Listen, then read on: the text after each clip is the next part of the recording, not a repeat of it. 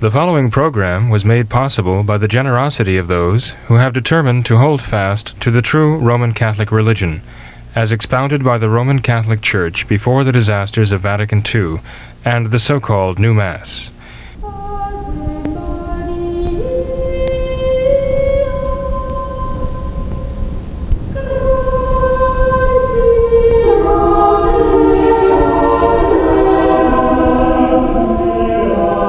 Hello, welcome to Where Catholics Believe. This is a special entry here on some of the statements coming, well, I can't say coming out of the Vatican, because these things are being said by Francis as he's traveling. Often in interviews he's giving on airplanes.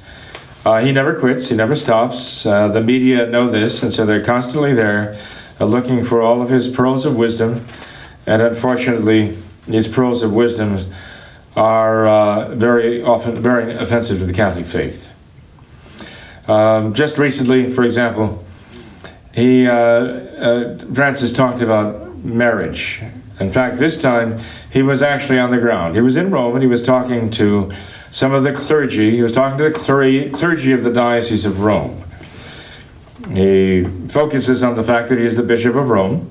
So this is a bishop talking to his own clergy. At least that is what it is in the Catholic sense, it's supposed to be. But the repartee here between Francis and his own clergy, again, is very, very disturbing. Because in the process of this, Francis was asked a question by one of his own clergymen, and Francis's answer is, well, shocking, startling, scandalous, all of the above. So allow me to read from the Immaculate Conception Church Bulletin for the sixth Sunday after Pentecost. A great deal has been made of the Francis effect, and indeed it is real, but it is not his much vaunted popularity with the enemies of Christ and the Church which defines Francis's effect. It is rather the diabolical disorientation that exudes from him and surrounds him. Truly, if Our Lady of Fatima's prophecy of a diabolical disorientation afflicting the Church applies to anything at all, it applies to Francis.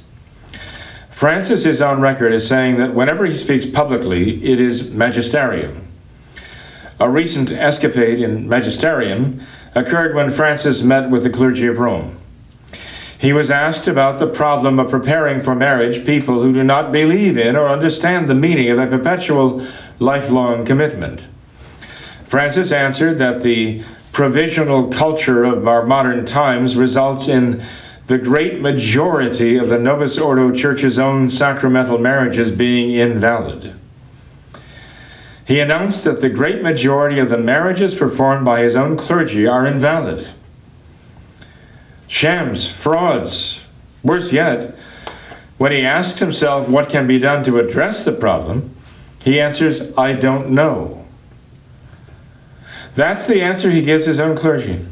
He does not know what to do about it. Note here, Francis's statement about the great majority of sacramental marriages being invalid triggered such controversy that the Vatican censors issued an official transcript which they claimed Francis approved, amending his words from the great majority to simply a part of the marriages are invalid. Francis needs a magisterium to edit his own magisterium for damage control. And as if he sensed an opportunity to make things even worse, Francis commented on the fact that most of the couples involved in church marriage preparation in Buenos Aires during his time as bishop there were already cohabiting. That is, they were already living together in fornication.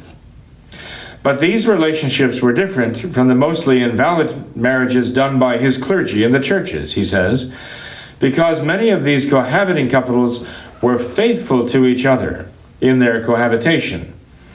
Thus, Francis said, they have real graces of marriage, and they are real marriages. Is Francis actually telling us that there is more grace to be found in the mortal sin of fornication than in the sacramental marriage of the Novus Ordo? About 30 years ago, a youngish New Order priest on the Diocesan Marriage Tribunal of Miami tried to account for the tens of thousands of marriage annulments being given out every year by the modernist church. He justified them by stating that, in his estimation, 6 out of every 7 marriages performed by their own Novus Ordo clergy were invalid. Was this an admission of colossal criminal failure? Or rather, is it exactly what the modernists had in mind in the beginning? Francis tells us that there are so many of their sacramental marriages that are invalid, while there are so many of these cohabiting relationships and fornication that are valid marriages. What message does this send to young people today? That they're better off just living together? Certainly better off there than going to a Novus Ordo priest to get married. There are those who insist that Francis must be the true pope. There are others who insist that he is not and cannot possibly be a true pope. The Society of St. Pius V acknowledges that only the Church herself can pronounce such a judgment. But the Society of St. Pius V also acknowledges that due to the extraordinary crisis besetting the Church now, confronted with the complexest of all heresies called modernism, it is perfectly legitimate for Catholics to have a personal, prudent, objective doubt about Francis's papacy. What is undeniable is this: those who attempt to follow Francis on his magisterial misadventures are following his diabolical disorientation. And when one blindly follows the blind leader, they shall both fall into the pit. And so I say, please pray for the Church, the Catholic Church. Pray for Francis and for those who follow him. Pray for those who follow him. So this is a commentary simply on the statements that Francis made to his own clergy with regard to their own marriages. This should really be a bit of a shock, I would think, to anybody who's been married in the Novus Ordo, that Francis is pronouncing the large majority, the great majority, of the marriages done by his own Novus Ordo clergy to be invalid. Because people do not have the concept of what marriage is, that it is a lifelong commitment, that it binds one for life, and that one cannot marry validly again as long as one's spouse is alive.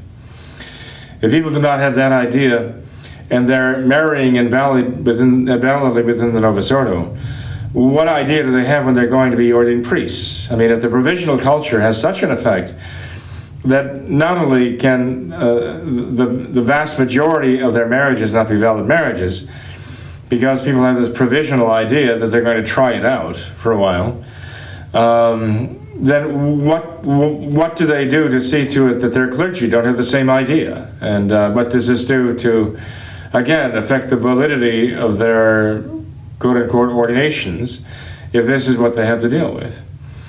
And Francis doesn't know what to do about it.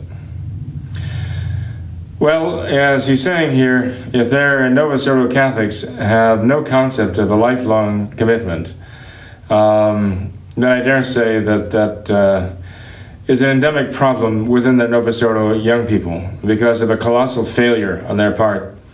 When this young priest mentioned 40 years ago, 30 years ago, whatever it was, that in his estimation, 6 out of every 7 of their own marriages were invalid, when I was embarrassed for him. I thought, this is absolutely moronic. Does he realize what he's saying, the admission that he's making? He's using this as a justification for all the marriage annulments they're giving, annulling their own marriages by the thousands upon thousands. But if you think of anybody who had a lick of sense, could express such a thought, even interiorly without saying it out loud, he would say, well, I think we have an obligation then to make sure that the couple understand the obligations of marriage and that it is a lifelong commitment before we marry them. We better make sure they understand that. We need to remedy the problem at its root here, and we should not marry them unless we're sure that they understand that obligation. But that's not who the Novus Ordo thinks. They think, okay, well, let's do all these invalid marriages and not try to validate them or validize them up by, straightening out the intention, because afterwards we're just going to turn around and validate them all anyway by annulment. And use that as the pretext for invalidating the marriages. But you see, the Novus Ordo does not only invalidate the first marriages, it invalidates the second ones and the third ones, its own invalid marriages. It'll marry you, annul that marriage, marry you to somebody else, annul that marriage, marry you to somebody else, and annul that marriage, so that it becomes sort of like a serial annulment giver and serial annulment receiver. The point is that they have laid the axe to the root of the faith. They've laid the axe to the root of faith itself. Certainly, they've laid the axe to the root of faith in the sacrament of marriage. I actually should refer it to not marriage as the sacrament, marriage as the natural institution. I would say this: they've laid the axe to the root of the sacrament of matrimony, such that even their leader says that the great majority of their own sacramental marriages, matrimony, are invalid.